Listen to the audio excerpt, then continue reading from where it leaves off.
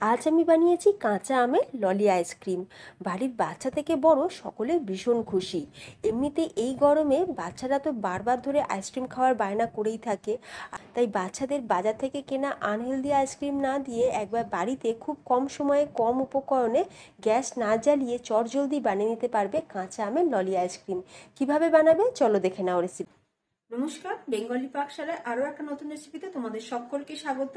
কাঁচা আমের আইসক্রিম বানানোর জন্য এখানে দুটো কাঁচা আম ভালো করে পরিষ্কার করে ধুয়ে নিয়েছি। এখন আমের মুখের দিকের অংশটা কেটে বাদ দিয়ে খোসা ছাড়িয়ে আমটাকে ছোটো ছোটো টুকরো করে কেটে রেখেছি।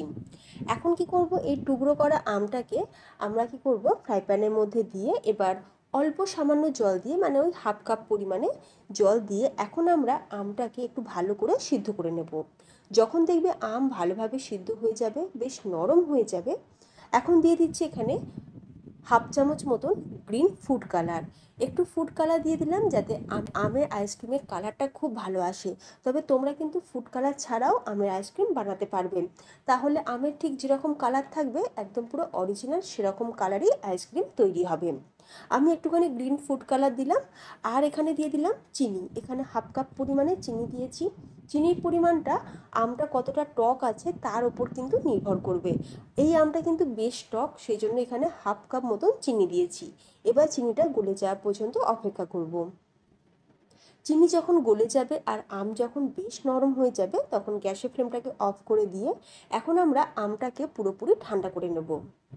আম যখন পুরোপুরি ঠান্ডা হয়ে যাবে তখন কি করব, মিক্সিতে দিয়ে এরপর আমি এর মধ্যে কিছু কিছু জিনিস দিয়ে দেবো এখানে বিট নুন বা ব্ল্যাক সল্ট 1 চামচ মতন দিয়ে দিলাম। এখানে চাট মশলা, দারুণ চটপটা একটা টেস্ট আসবে এই আইসক্রিমের মধ্যে।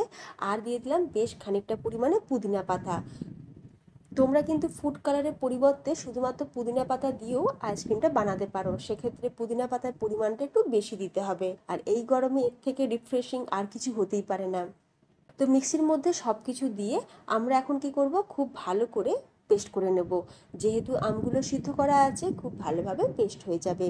এবার দেখো, যাদের কাছে ধরো মিক্সি নেই তোমরা কি করবে, আমটাকে খুব ভালো করে সিদ্ধ করে নিয়ে ভালো করে চটকে মেখে নেবে। তারপর একটা ছাঁকনির মধ্যে দিয়ে খুব ভালো করে ছেঁকে নেবে। আর চিনিটাকে তোমরা শিলপাটাতে ভালো করে গুঁড়ো করে রাখবে, তাতে করে আইসক্রিম বানানোর সময় অনেকটা কমই লাগবে। এখন দেখো আমাদের এই আমের পেস্ট আমরা একটা বোলের মধ্যে নিয়ে নিয়েছি। আর এর সাথে আমি মিশিয়ে নিলাম হাফ কাপ পরিমাণে জল। যেহেতু এই আমের পেস্ট ভীষণ গাঢ় ছিল তাই হাফ কাপ পরিমাণে জল অ্যাড করেছি। খুব বেশি কিন্তু জল দেওয়া যাবে না, তাহলে আমের আইসক্রিমের কালারটাও ভালো আসবে না আর খেতেও ভালো লাগবে না। এবার কি করব, আমরা এখন আমের আইসক্রিমটা ঢেলে দিচ্ছি মোল্ডের মধ্যে।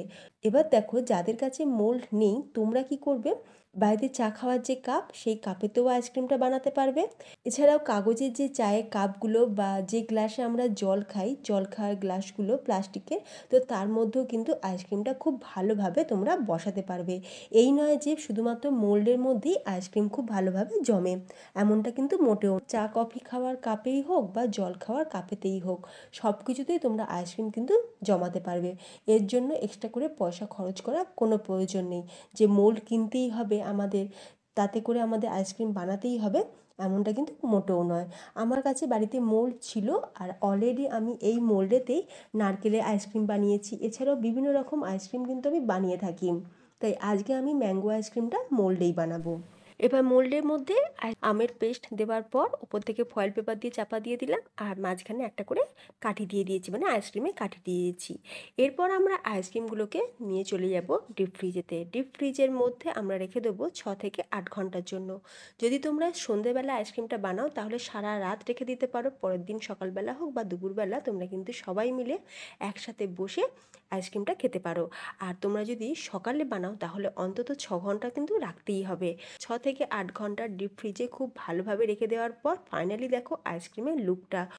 তো দারুণ স্বাদের কাঁচা আমের ললি আইসক্রিম আমাদের একদম রেডি। বাচ্চা থেকে বড় সকলে হামড়ে পড়ে খাবে। তো দারুণ সুস্বাদু হয়েছিল। আর দেরি না করে তোমরাও কিন্তু এই গরমে চটজলদি বাড়িতে থাকা মাত্র কয়েকটা উপকরণ দিয়ে বানিয়ে নিতে পারবে। আর বাড়িতে বানালে আমাকে কমেন্টে জানিও তোমাদের কেমন লাগলো। তাহলে আজকে ভিডিওটা এখানেই শেষ করলাম। ধন্যবাদ।